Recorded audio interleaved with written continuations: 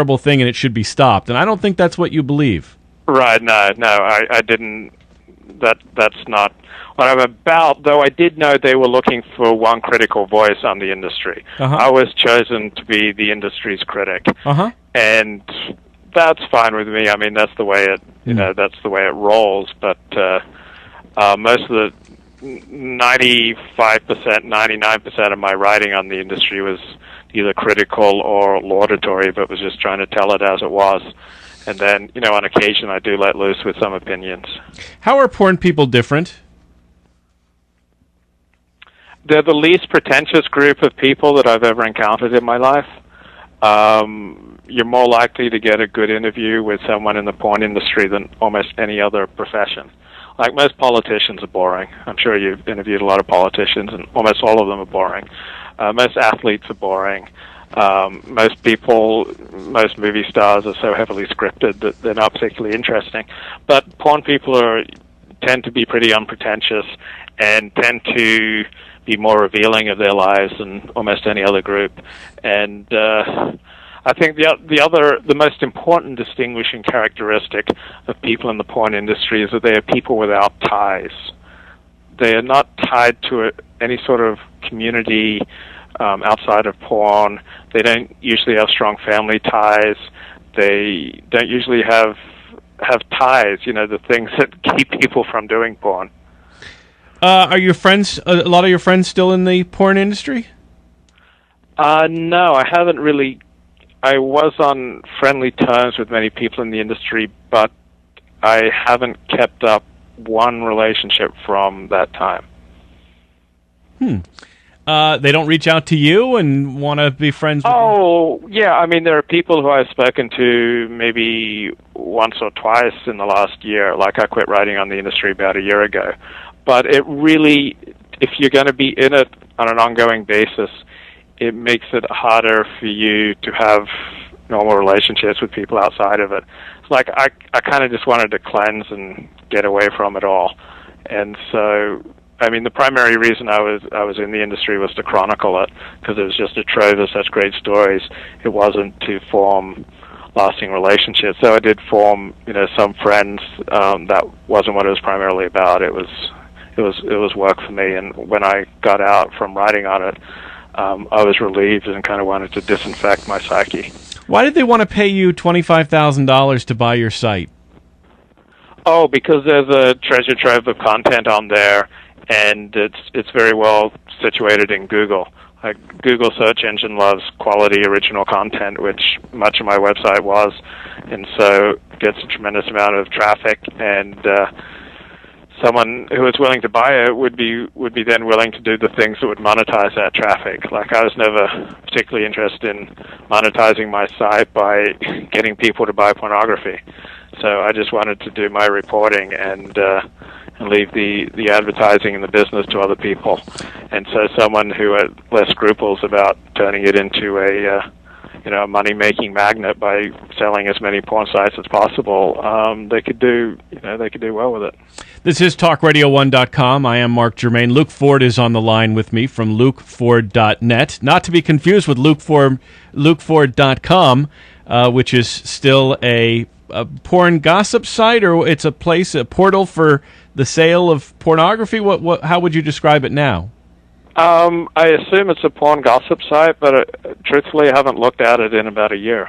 Does it bother you that your name is being used to sell pornography? If you're bother me, yeah, but I mean, that was the choice. I had to sell the site for just Jewish communal reasons in 2001, and so this is the consequence. What do you mean by Jewish communal reasons? I got a lot of pressure from my friends in the Jewish community to get rid of it, and so I had to get rid of it, and I wanted to, make some money so that I could go on to my next endeavors, and so I got rid of it. Are you surprised by the number of Christians in pornography? No, I'm surprised by the number of Jews in pornography. Really? Are there more Jews than Christians? Certainly on the business and also on the male talent end. almost all the leading male performers in the industry have been Jewish. But I see so many women wearing crosses. Yeah, I know, which is kind of amusing while they're getting porked.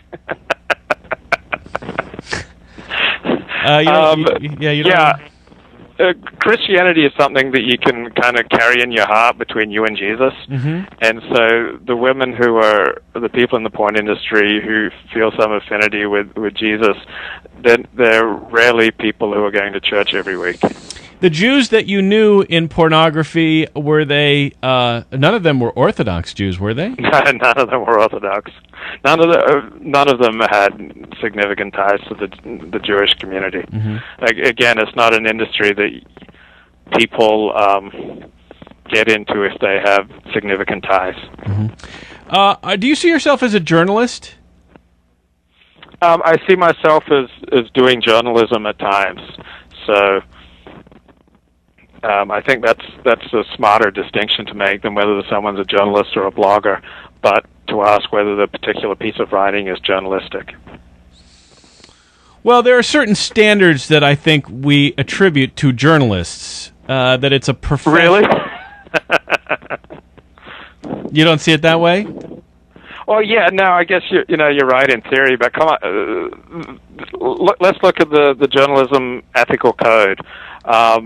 It's so complex that it's almost meaningless. For instance, a doctor has a Hippocratic oath where they have a code of ethics in their relationship to their patient, but the journalist has so many conflicting ethical obligations that it renders the idea of a code almost meaningless, because the journalist has moral obligations to their sources, to their readers, to their employers, to their craft, to their subjects. There are just so many different competing ethical obligations that, Hunter S. Thompson, I think, said that journalism was a walk down a urine-stained back alley. Do bloggers have any standards by which they should live? Well, bloggers have no more in common than people who use cell phones. It's just another form of communication technology. But I gave a talk at the LA Times last week, and I said that almost all ethical questions related to blogging or writing or journalism can be answered by a person doing his work under his own name. If you work under your own name, if you then are irresponsible, you're going to pay very severe consequences. So if the people simply, put their name on their work, then who gets drummed out of? When was the last time you heard of someone getting drummed out of journalism? There's a lot. I mean, that we could point. You laughed when I said, journalists have that it's a profession and there's a code of ethics. You laughed, and I sort of agree with the laughter, because the truth is, no one gets kicked out of journalism. No one. Right. I mean, exactly. What about that guy, the kid that was writing for the New York Times, and he was pretending that he was going places and interviewing people? Jason Blair. Yeah, Jason Blair, and it was just totally made up. But they didn't kick him out of He may have lost his job at the New York Times, but he got hired somewhere else. He's writing somewhere else. So I mean, no one actually. There are a lot of people that are losing their jobs in journalism, but not because of screwing up.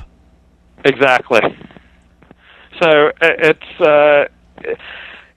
On the one hand, it's good that American journalists in particular have this very lofty idea of themselves having a profession and a code of ethics. It does make American journalism a little more ethical and upright, and though occasionally pretentious, as opposed to European models for journalism. But it's kind of nice to aspire and to believe in yourself in these lofty ways, but it's also pretentious and pompous. So, I mean, you just have to read Tim Rutten in the LA Times to understand what I mean. Do you go to journalism websites like Poynter?